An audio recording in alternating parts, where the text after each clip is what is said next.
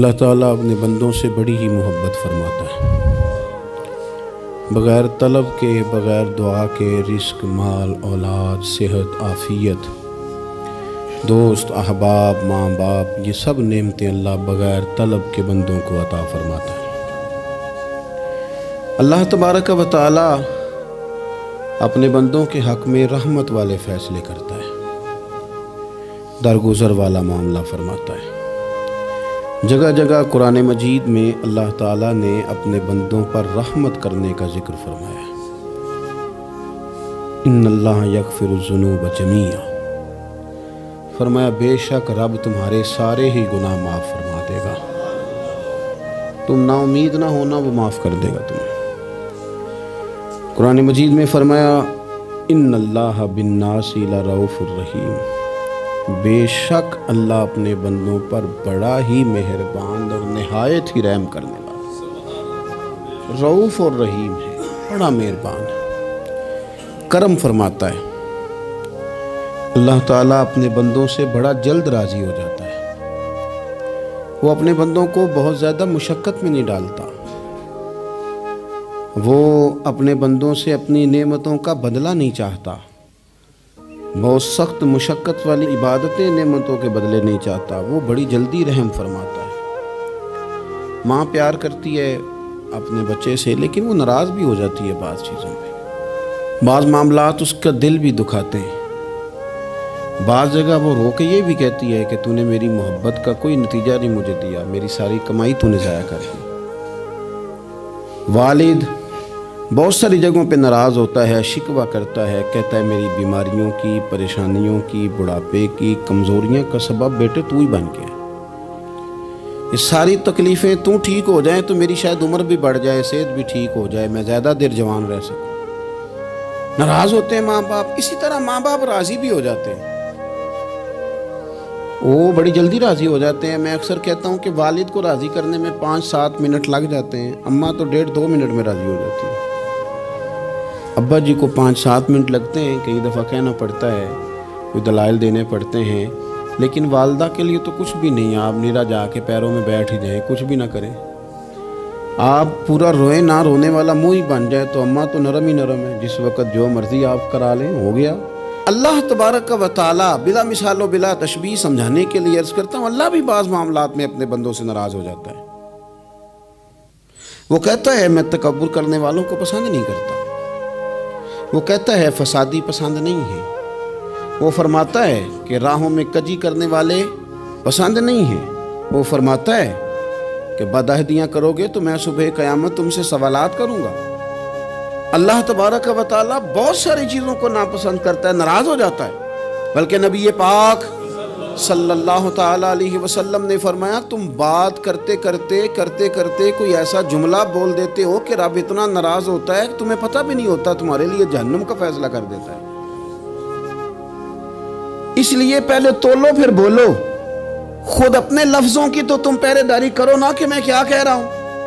کوئی ایسا جملہ، کوئی ایسی بات وارث شاہ مان کری نہ وارثاندہ، کوئی ایسی بات نہ تمہاری زبان سے نکلے۔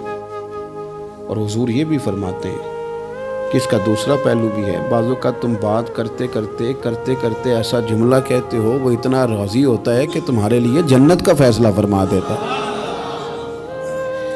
مسلمان کو اب یہ حکم ہے، اس ساری گفتگو کا نتیجہ یہ ہے کہ وہ اپنے جذبات پر، خیالات پر، نگاہوں پر، زبان پر، کانوں پر تھوڑی توجہ دے، بے لگام نہ بنے، بے ترتیب نہ بنے، جو طبیعت میں آئے کر نہ گزرے، تھوڑا سا نہ سوچے سمجھے اور تھوڑا سنبھل کے چلے، کبھی ان کاموں کی طرف نہ جائے جن سے رب ناراض ہو جاتا ہے،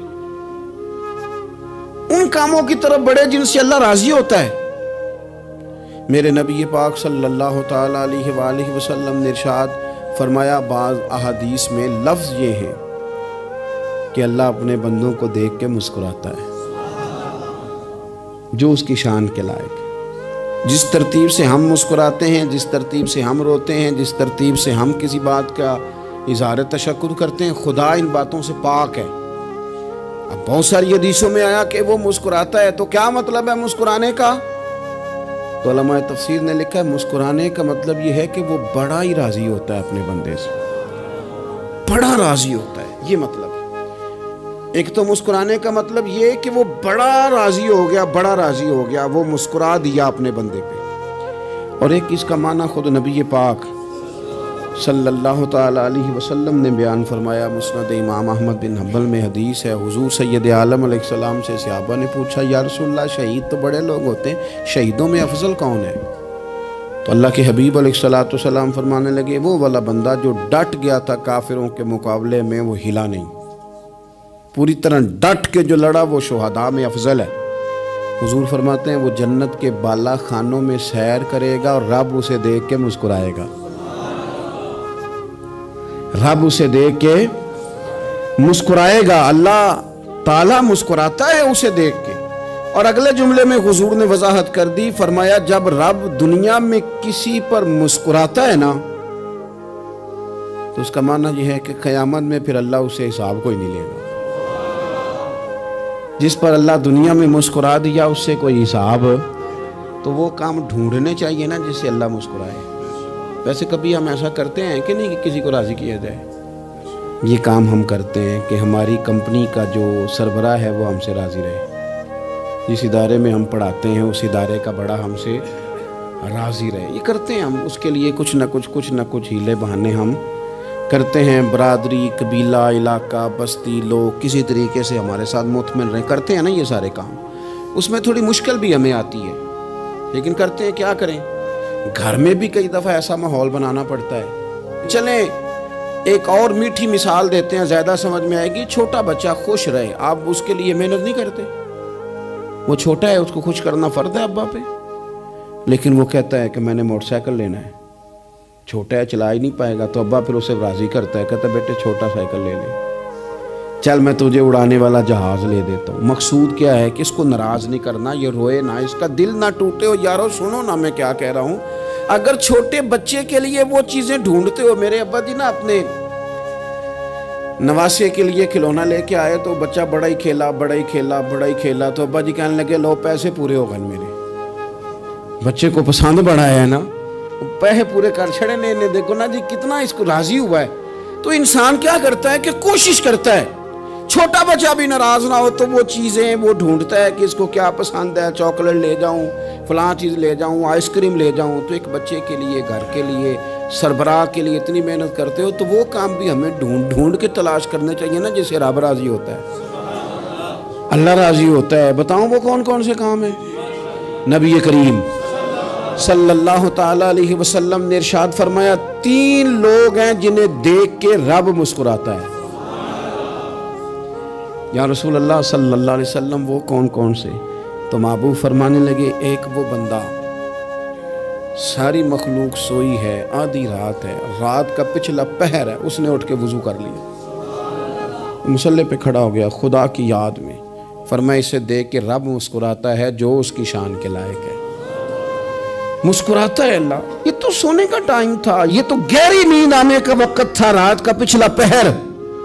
رات پوے تے بے درداں نو نیند پیاری آوے، تے درد منداں نو یاد سجن دی ستیاں وی آن جگاوے۔ اور ساون کی کالی راتوں میں جب بوندا باندی ہوتی ہے، وہ راتوں کو اٹھ روتے ہیں جب خلقت ساری سوتی ہے، اللہ مسکراتا ہے۔ اور سننا میرے بھائی، میرے نبی پاک صلی اللہ تعالیٰ علیہ وسلم فرماتے ہیں جب مسلمان نماز کے لیے صفیں بناتے ہیں نا، ترتیب لگ رہی ہوتی ہے، اب اللہ کی بارگاہ میں کھڑے ہوں گے، قیام کریں گے، رکوع کریں گے، سجود کریں گے، فرمایا جب مومن صفیں بناتے ہیں تو رب دیکھ کے مسکراتا ہے، مسکراتا ہے۔ کمال ہو گئے عروج بندگی کا، جب بندے کو دیکھ کے رب مسکرائے، خدا بندے سے خود پوچھے بتا تیری رضا کیا ہے، مسکراتا ہے۔ اور میرے نبی پاک علیہ السلام فرماتے ہیں جب مجاہد جہاد کے لیے صفیں سیدھی کرتے ہیں، آج تو یہ رب کے نام پہ مرنے ہی آ گئے، یہ صفوں میں کھڑے ہوں گے، ترتیب سے لڑیں گے، ترتیب سے گلا کاٹیں گے کافروں کا یا شہادت لیں گے۔ فرمایا جب جہاد کے لوگ صفیں بناتے ہیں تو رب انہیں دیکھ کے مسکراتا ہے۔ کتنے نصیبوں والا وہ بندہ ہے جسے دیکھ کے مسکرا دیا۔ او یار کبھی تیرا بیٹا تیرے سامنے مسکرائے نا چھوٹا، تو تیرا دل باغ باغ ہو جاتا ہے. تیری ماں بیمار کسی ایک دن صحیح طرح ہنس پڑے تو طبیعت خوش ہو جاتی. مجھے بتاؤ نا جس کا رب بھی اسے دیکھ کے ہنس پڑے, جو اس کی شان کے لائق ہے, کیا اس بندے کے نصیبیں ہیں, کیا اس کے مقدر ہیں. آپ اس مقام پر اپنے آپ کو لائیں. اب دیکھیں نا, یہ حدیث آپ نے سن لی, اب ہم نے نا اس طرح صفحے نہیں بنانے جس طرح ساری دنیا, اب ذرا صفحے بھی شوق سے بنائیں گے. اب ذرا تھوڑا سا شوق پیدا کریں گے, بھئی یہ تو میں وہ کام کرنے لگا ہوں جسے دیکھ کے رب مسکراتا ہے. نبی پاک صلی اللہ علیہ وسلم نے فرمایا جب کوئی بندہ توبہ کرتا ہے نا, ہم توبہ کا رٹا لگاتے ہیں, یا اللہ میری توبہ, یا اللہ. اور توبہ کا تو مطلب یہ ہے کہ پچھلے گناہوں سے پکی توبہ, آج کے بعد یہ غلطی نہ کرنے کا پکا وعدہ. تو نے ساری شب برات رو کے گزاری ہے, بتا سویرے جھوٹ جوڑنے کا ارادہ ہے تیرا؟ آج کے بعد رشوت تو نہیں نہ لے گا, ملاوٹ تو نہیں نہ کرے گا, یہ توبہ ہے. اور اگر سارے کام اسی طرح کرنے تو پھر یہ توبہ کا رٹا ہے, تو جتنا مرضی لگاؤ. حضرت علی بن ربیعہ رضی اللہ تعالیٰ عنہ فرماتے ہیں میں مولا علی کے ساتھ تھا, مقام حرہ کی طرف جا رہے تھے, حضرت علی نے ہاتھ اٹھا کے دعا مانگی ہماری تعلیم کے لیے. ورنہ حضرت علی ہم صحابہ کو محفوظ عن الخطا تو مانتے ہیں نا. ہاتھ اٹھا کے کہا اے اللہ ہمارے گناہ بخش دے, تیرے علاوہ کوئی معاف کرنے والا نہیں. اور پھر حضرت علی آسمان کی طرف دیکھا اور دیکھ کے نا حضرت علی بن ربیعہ کو تو مسکرائے. حضرت علی بن ربیعہ کہنے لگے حضور مسکرائے کیوں ہو؟ فرمانے لگے ایک دن میں حضور کے ساتھ اسی طرح آیا تھا, اسی طرح حضور نے دعا فرمائی تھی ہماری تعلیم کے لیے, اور پھر حضور مجھے دیکھ کے مسکرائے تھے اور فرمایا جب کوئی بندہ رب کی بارگاہ میں اس طرح استغفار کرتا ہے تو رب مسکراتا ہے, اور مسکرا کے فرماتا دیکھ لو میرے بندوں کو پتا ہے کہ میرے علاوہ معاف کرنے والا کوئی نہیں. انہیں پتا ہے, تم اس کی بارگاہ میں رجوع تو لاؤ, آؤ تو صحیح دو آنسو لے کر. اقبال کہتے ہیں کہ موتی سمجھ کے شان کریمی نے چن لیا, قطرے دو گرے میرے ار کے انفعال کے. دو میں نے آنسو بہائے تھے تو اس کے کرم نے تو موتی سمجھ کے چن لیا. سنو نا, حضور اس استغفار کو اللہ کو یار رات کو توبہ کر کے سونا چاہیے ہمیں. کچھ غلطیاں ہم کرنا نہیں چاہتے پر ہم سے ہو جاتی ہیں, کچھ دل ہم توڑنا نہیں چاہتے پر وہ ٹوٹ جاتے ہیں, ہماری مجبوری ہوتی ہے ٹوٹ جاتے ہیں. رات کو اس کی بارگاہ میں ہاتھ باندھ کے کشکول طلب دراز کر کے خوب استغفار پڑھنا چاہیے کہ مالک بندے ہیں نا کیا کریں, نفس کا ساتھ ہے, دنیا کا ساتھ ہے, خواہشات نفسانیہ, مالک معاف کر دے. درد سے توبہ, رسم نہ ہو, کہانی نہ ہو, لفظ نہ ہو, جملے نہ ہو, اور جناب ایسے لوگوں کے بیچ بڑے ہاتھ باندھ کے اور بڑا کوئی ضرورت نہیں. آپ اکیلے اپنی چارپائی پہ بستر کے اندر منہ دے کے بھی درد سے کہیں گے نا معاف کر دے تو وہ تو مہربانی بڑا ہے. میرے نبی پاک صلی اللہ علیہ وسلم مثال دیتے ہیں, فرمایا ایک آدمی صحرا میں جا رہا, صحابہ سے حضور خطاب کر رہے ہیں, فرمایا ایک آدمی صحرا میں جا رہا تھا, اس نے اپنی اونٹنی پہ کھانا پانی پیسے ہر چیز رکھی ہوئی تھی. صحرا تھا بہت بڑا, درمیان صحرا کے گیا تو تھوڑا سا سستانے کے لیے آرام کرنے کے لیے اونٹنی سے نیچے اترا. اب اس نے اونٹنی کی لگام, اونٹنی کی نکیل اپنے سرہانے کے نیچے رکھی, ہاتھ کے ساتھ پکڑی اور سو گیا. تھوڑی ہی دیر کے بعد جب اس کی آنکھ کھلی تو دیکھا اونٹنی غائب ہے. صحرا میں وہ پیدل نہ آگے جا سکتا ہے, نہ پیچھے جا سکتا ہے, نہ دائیں نہ بائیں, کھانے کو روٹی نہیں, پینے کو پانی کا قطرہ نہیں, تھوڑا ادھر بھاگا ادھر بھاگا, تھک گیا. کریم محبوب فرماتے ہیں وہ پوری طرح نڈھال ہو گیا اور مایوس ہو گیا, معاذ اللہ. مایوس ہو کے دوبارہ اسی جگہ آ کے لیٹ گیا جہاں پہلے لیٹا تھا, انتظار کرنے لگا کہ اب موت ہی آئے گی, آخری وقت ہے, اب نہ میں پیدل یہ صحرا کراس کر سکتا ہوں, نہ پیچھے جا سکتا ہوں, نہ کھانا ہے نہ پانی ہے, سوائے موت کے کوئی سہارا نہیں. حضور فرماتے ہیں وہ رستے میں دوبارہ لیٹ گیا, اچانک اس نے رخ بدلا تو اونٹنی سامنے کھڑی تھی. حضور نے صحابہ سے پوچھا بتاؤ نا اسے بھلا کتنی کو خوشی ہوگی؟ یا رسول اللہ جی سے نئی زندگی مل گئی ہے. آپ دیکھیں نا سارے ڈاکٹروں نے کہہ دیا کہ اس کے تو گردے معدہ جگر ہر چیز ختم ہے, گھر لے جاؤ خدمت کرو, ہر طرف پریشانی ہے. وہ بندہ بھی سمجھ گیا ہے کہ آخری وقت آ گیا, کل جاؤں پرسوں جاؤں, تیاری ہو گئی, سب لوگ آ گئے, باہر والے بھی آ گئے, یہ ماحول ایک عجیب رنگ اختیار کر گیا. اچانک ایک ڈاکٹر نے آ کے کہا نہیں نہیں غلطی لگ گئی تھی. مجھے بتائیے انداز کیا ہوتا ہے؟ بغیر دوائی کے بندہ اٹھ کے کھڑا نہیں ہو جاتا. او میں تو بچ گیا ہوں. نبی پاک صلی اللہ علیہ وسلم فرمانے لگے اس کی اونٹنی مل گئی. بتاؤ بھلا اسے کتنی خوشی ہوگی. یا رسول اللہ وہ تو دوبارہ دنیا میں آ گیا. حضور فرمانے لگے اسے کچھ بھی خوشی نہیں ہوئی. جب کوئی رب کا گناہگار بندہ آ کے توبہ کرتا ہے رب کو اس سے کئی گنا زیادہ خوشی ہوتی ہے. میرا بندہ آ گیا ہے, میرا بندہ آ گیا ہے, میرے گھر آ گیا. اس نے آنسو بہائے ہیں. اس نے کہا اللہ میں تیرا ہی ہوں, تیرا ہی رزق کھاتا ہوں, تیری ہی زمین پہ رہتا ہوں, تیرے نام سے میری سانسیں چلتی ہیں. وہ آ گیا. فرمایا اس اونٹنی والے سے زیادہ رب کو خوشی ہوتی ہے جب گناہگار آ کے توبہ کرتے. گناہگاروں کے آنسو اس کی بارگاہ میں بڑے مقبول ہیں, لیکن ہم رسم ادا کرتے ہیں, توبہ نہیں کرتے. ہم اپنے آپ کے ساتھ دھوکہ کرتے ہیں, جھوٹ بولتے ہیں. ہم بندہ کوئی ناراض ہو جائے تو ہمیں کو نہیں نیند آتی, اس کے گھر چلے جاتے ہیں. ہم اپنے سارے رشتوں کو تعلقات کو مینٹین کر کے رکھنے کے عادی ہیں. ہمیں پتہ ہے کہ وہاں میں نہیں جا سکا تو بیٹا بھیجتا ہوں, فلاں شادی پہ میں نہیں جا سکا تو بھتیجا بھیجتا ہوں, بھائی بھیجتا ہوں. ہر تعلق کا ہم نے خیال رکھا کوئی روٹھ نہ جائے. لیکن کمال ہے نا, یہ نہیں سوچا کہ اگر رب روٹھ گیا تو جب وہ روٹھ جائے نا تو سارے رشتے بھی بندے کے پاس موجود ہوں تو کوئی کرامت نہیں ہوتا. پھر کروڑوں روپیہ جیب میں ہوں تو ڈاکٹروں کی دوائیاں اثر نہیں کرتی. وہ روٹھ جائے تو پھر انسان اس طرح سے پھسلتا ہے کہ بڑے بڑے اس کے پاس دروازے ہوتے ہیں پر کسی جگہ اس کا ہاتھ نہیں لگتا. خدا را خیال کریں, دنیا روٹتی ہے تو روٹ جائے, رب رسول ناراض نہ ہونے پائیں, اس کا خیال کریں. حضور فرماتے ہیں وہ مسکراتا ہے, اسے خوشی ہوتی ہے جب کوئی اس کا بندہ اس کی طرف رجوع کرتا ہے. میرے عزیزو, رسول پاک صلی اللہ تعالی علیہ وسلم نے ان لوگوں کے تذکرے کیے جنہیں دیکھ کے رب مسکراتا ہے.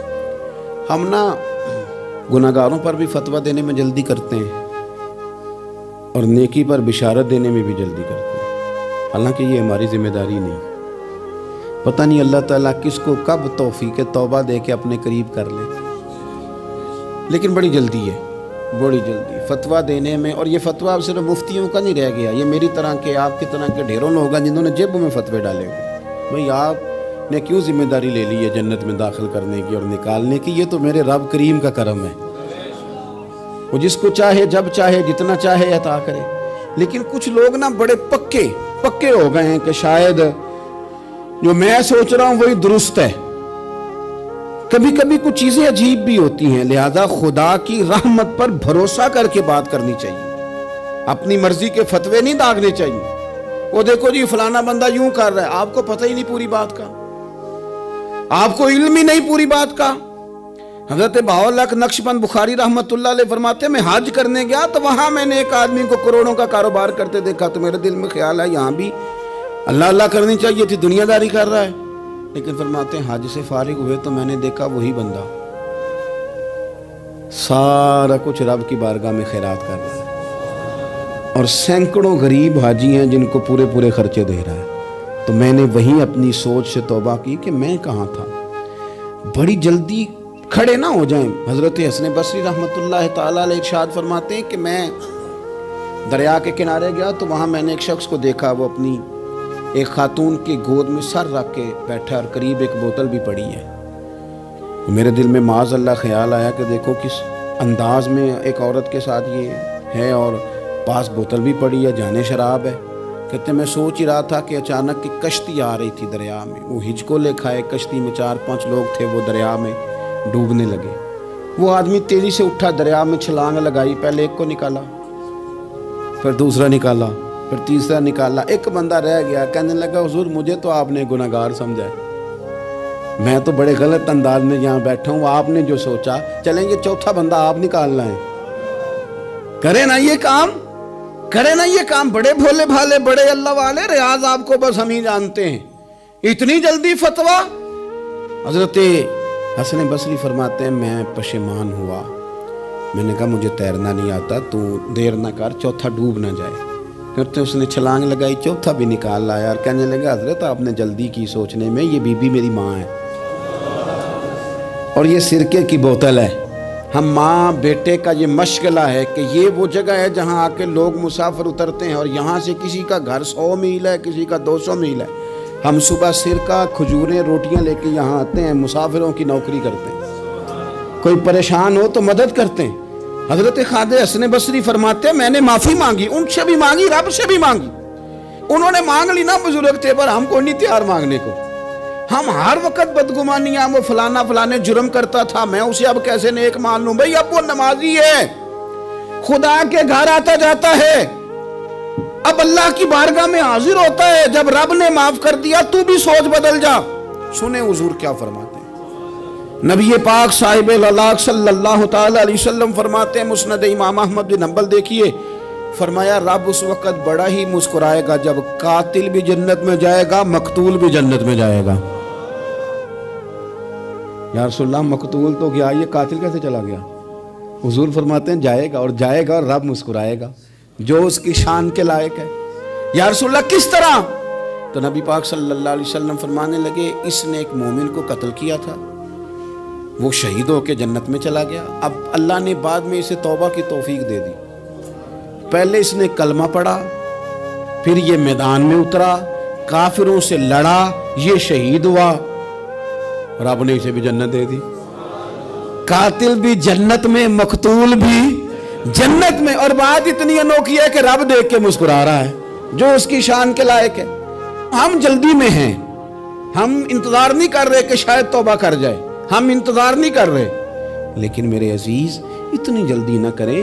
سوچوں کا صاف ہونا، ذہنوں کا پاک ہونا، اور لوگوں کے بارے میں گمان کا اچھا ہونا۔ آپ کسی نفسیات کے ڈاکٹر کے پاس چلے جائیں، اسے کہیں ٹینشن بڑی ہے، میں ان کے مضامین پڑھتا رہتا ہوں، وہ سب سے پہلا سبق آپ کو یہ پڑھائیں گے کہ اچھا سوچا کریں۔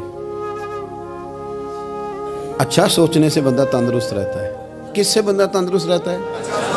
ہیں جی واقعی، یعنی اس والے پڑوسی کے بارے میں بھی اچھا سوچنا ہے، گھر میں اس والے کے بارے میں بھی، چھوٹے بھائی کے بارے میں بھی اچھا سوچنا ہے، اور بڑے کے بارے میں بھی اچھا ہی سوچنا ہے۔ یعنی اپنی برادری قبیلے کے بارے میں بھی اچھا سوچیں، جو قبیلے کا نہیں اس کے بارے میں بھی چلیں تھوڑا سا اچھا سوچ لیں۔ اپنے بارے میں تو اچھا سوچا ہے بڑا، میں کہتا ہوں کہ ہم اپنی غلطیوں سمیت اپنے آپ سے بڑا پیار کرتے ہیں، اور دوسرے کی ایک غلطی نظر آ جائے تو ہمیں گھن آنے لگ جاتی ہے۔ آپ جلدی نہ کریں، مالک نے موقع دیا ہے بندوں کو، نہ وہ کسی کا رزق چھین رہا ہے، نہ سانسیں چھین رہا ہے، وہ اپنی زمین پہ چلنے بھی دے رہا ہے، رہنے بھی دے رہا ہے، تو جب اس نے موقع دیا ہے آپ بھی تھوڑا موقع دیں۔ اللہ بڑا کریم ہے، دروازے کھولے گا، اس کے بندے اس کی بارگاہ تک پہنچیں گے۔ بدگمانیاں اور پھر بدگمانیوں کا عروج، اور اس لیول تک جا کے بات کر دینے کا جہاں سے خوف آئے کہ یار یہ بات نہیں کرنی چاہیے۔ رسول کائنات سرور دو عالم صلی اللہ تعالی علیہ وسلم فرماتے کہ اللہ مسکراتا ہے۔ دیکھو ہمارے ہاں نا ایک اور بھی مسئلہ بن گیا ہے، میں نے کچھ لوگوں کو نا پکا، میرے پیارے ہیں، محبت ہے مجھے، تو میں چونکہ آپ میری کلاس ہیں، میں مشاہداتی اور تجرباتی باتیں بھی کر لیتا ہوں، اسی کی روشنی میں کئی دفعہ گفتگو بھی تیار کرتا ہوں۔ کچھ لوگوں نے نا پکا ذہن بنا لیا یہ کہنے کا کہ ہاتھ بڑا تنگ ہے، پکا، آپ جس وقت پوچھ لیں ان کا ہاتھ اور بڑا ہی زیادہ تنگ ہے۔ آپ یقین کریں، بہن کا جو خامند ہے وہ کہہ رہا ہے جا حصہ لے کے آ، تیرے بھائیوں کی کمائی تو نہیں، تیرے ابا کی ہے، لے کے آ۔ وہ بیچاری اس کی منتیں کر رہی ہے، کہتی ہے اگر جاؤں گی نا تو وہ کہیں گے حصہ لے جا، آج کے بعد ہمارے گھر نہ آنا، میرا دروازہ نہ بند کرو، مہربانی کرو۔ اور بھائی سے بات کرتی ہے تو کہتا ہے ہاتھ ہی بڑا تنگ ہے، جب ٹھیک ہوگا تو دے دوں گا۔ نہ کریں یہ ظلم۔ ہمارے اپنے تڑپتے رہتے ہیں اور ہماری دولتیں اندر پڑی رہتی ہیں، ہمارے اپنے چھوٹی چھوٹی ضروریات کے لیے پریشان ہوتے ہیں، لیکن ہم بڑے بڑے بہانے ہیں ہمارے پاس، کہتے ہیں یہ نکما ہے، یہ نکھٹو ہے، یہ کام نہیں کرتا، اس میں فلانا ہے، بے فلانا ہے، بلے میں نے نہیں ساتھ چلنا۔ اظہار جب آپ کے اندر پیدا ہوتا ہے نا، اظہار، جب کسی کے لیے آپ حساس ہوتے ہیں تو آپ کو بھی سرور حاصل ہوتا ہے۔ نہ کریں یہ کام کہ آپ کو اللہ نے وسعت دی ہے اور ہر وقت آپ ہاتھ تانگ ہونے کا رونا رو رہے ہیں، ہر وقت آپ یہ کہہ رہے ہیں میں بڑی آزمائش میں ہوں، جب خدا نے آپ پہ نہیں ڈالی تو اتنے جھوٹ بولنا صرف اس لیے کہ میرے پیسے بچ جائیں، صرف اس لیے کہانی سنانا کہ حالات میرے بڑے خراب ہیں کہ کوئی بندہ میرے سے کوئی تھوڑا بہت قرض نہ مانگ لے۔ سنو، نبی پاک صلی اللہ علیہ وسلم کے پاس مہمان آ گیا، بخاری مسلم ہے۔ حضور نے ازواج مطہرات کے گھروں میں پیغام بھیجا، کچھ چیز ہے ضیافت کے لیے؟ یا رسول اللہ کچھ بھی نہیں، یہ دو جہاں کے شاہ ہیں اور پاس کچھ رکھتے نہیں، دو جہاں کی نعمتیں ہیں ان کے خالی ہاتھ میں۔ یا رسول اللہ کوئی چیز بھی نہیں۔ حضور نے صحابہ کے مجمع پہ نظر ڈالی، یا رسول اللہ صلی اللہ علیہ وسلم حکم ہو، تو حضور فرمانے لگے تم میں سے کوئی بندہ ہے جو اسے گھر لے جائے روٹی کھلائے؟ ایک صحابی اٹھے فوراً، حضور میں لے کے جاتا ہوں کھانا کھلاتا ہوں۔ فرماتے ہیں میرے گھر میں صرف بچوں کا کھانا تھا، یہ نہیں کہ فریزر بھرا ہوا ہے نعمتوں سے، صرف بچوں کا کھانا۔ یہ نہیں کہ کسی کو دیکھ کے اپنی ہنڈیا پہ برتن دے لیا، صرف بچوں کا کھانا۔ کہتے ہیں گھر گیا، بیوی سے کہا کیا کیفیت ہے؟ کہنے لگی بچوں کی روٹی ہے۔ میں نے کہا بچے سلا دے، صبح ناشتہ کر لیں گے۔ تو کہنے لگی آپ کیا کھائیں گے؟ تو میں نے کہا نہ میں کھاؤں گا نہ تو کھائے گی، مہمان جو نبی پاک کا ہے۔ کہا اچھا، اب ذرا تجویز دیکھو میاں بیوی کی سوجھی آپس میں۔ کہتے ہیں کھانا لگا دینا، کیونکہ ایک آدھ بندے کا کھانا ہے۔ اپنی غربتوں کا ہر جگہ اظہار کرنا، رونا رونا، یہ دیکھو غربت کیسے چھپائی جا رہی۔ اس کو کہا نہیں کہ چل تو تھوڑا رحم کھا، تو آیا ہے تو تھوڑا رحم کھا، یہ نہیں کہا۔ کہا اٹھ کے نا تو کھانا رکھنا اور اٹھ کے نا چراغ ٹھیک کرنے کے بہانے بجھا دینا۔ ہم دنیا والوں کے سامنے کیوں اپنے دکھ بیان کریں؟ ہم جو کہیں گے رب رسول کی بارگاہ میں کہیں گے۔ تو نا چراغ ٹھیک کرنے کے بہانے، اہلیہ اٹھی کھانا دینے کے بعد چراغ ٹھیک کرنے کے بہانے بجھا دیا۔ خامد بھی ہاتھ چلاتے رہے، بیوی کبھی برتن رکھتی کبھی اٹھاتی، پتہ چلے کہ کھانا کھا رہے ہیں، کھانا کھایا جا رہا ہے۔